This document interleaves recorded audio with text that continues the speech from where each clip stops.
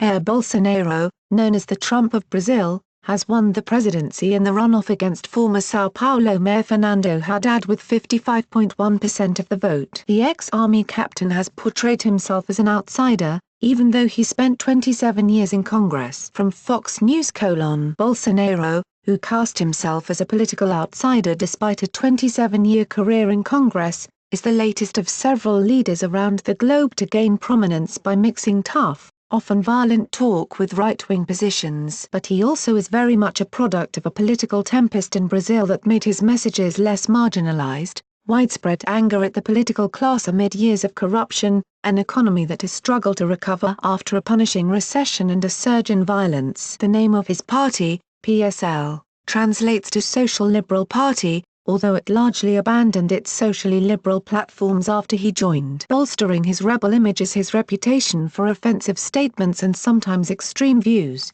including insulting women, black people and the LGBT community. "I'm afraid to go out at night when it gets dark," said Raga Nunes, 27, a secretary from São Paulo and an avid Bolsonaro supporter, as the Wall Street Journal reported. "But he's going to solve this, he's going to be firm. Talking didn't get us anywhere, so we need to respond with force." Bolsonaro took a softer tone after he won, telling the people of Brazil, "You are my witnesses that this government will be a defender of the Constitution, democracy and liberty, and this is not just the promise of a party, or the empty words of a man, but an oath to God." I wrote a few weeks ago that a Bolsonaro victory may not make much of a difference in Brazil because his party should win a few more than 50 seats in Brazil's lower house of Congress, while Haddad's PT is expected to win a few more seats than the SLP in the same body. Despite the offensive things he has said, Bolsonaro managed to bring in support, mostly due to the fact that Brazilians do not like the Workers' Party after years of corruption.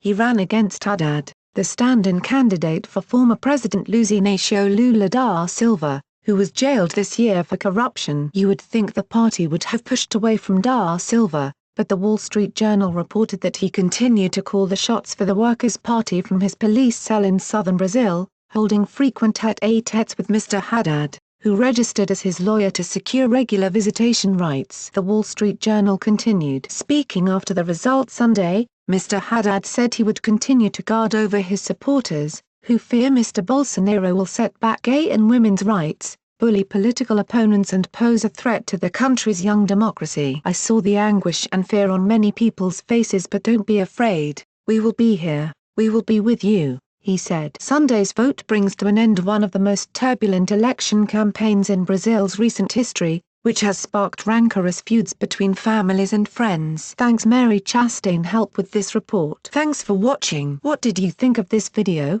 Let us know in the comments section below. You can also subscribe for more videos like these in your inbox. Now if you are seeking the latest trends in fashion, and electronics and gifts and more of the coolest things that you never knew existed at the best prices, please feel free to visit www.atthismall.com. Once again, that is www.atthismall.com.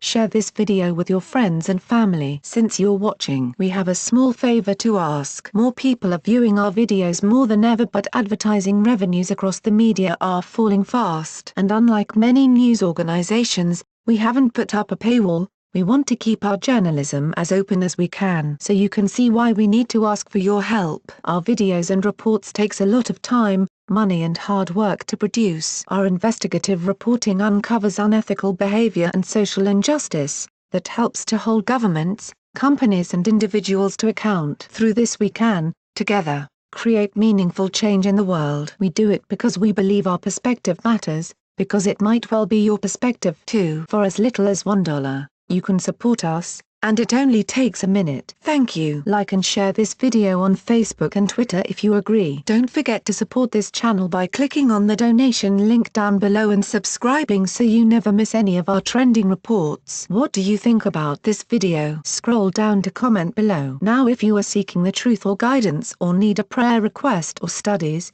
please visit followyeshua.com at www.followyeshua.now.com. Please note that we have changed to a new YouTube channel, The link is in the description box below. Please subscribe to the new channel, as this one will no longer have new videos and reports posted to it anymore.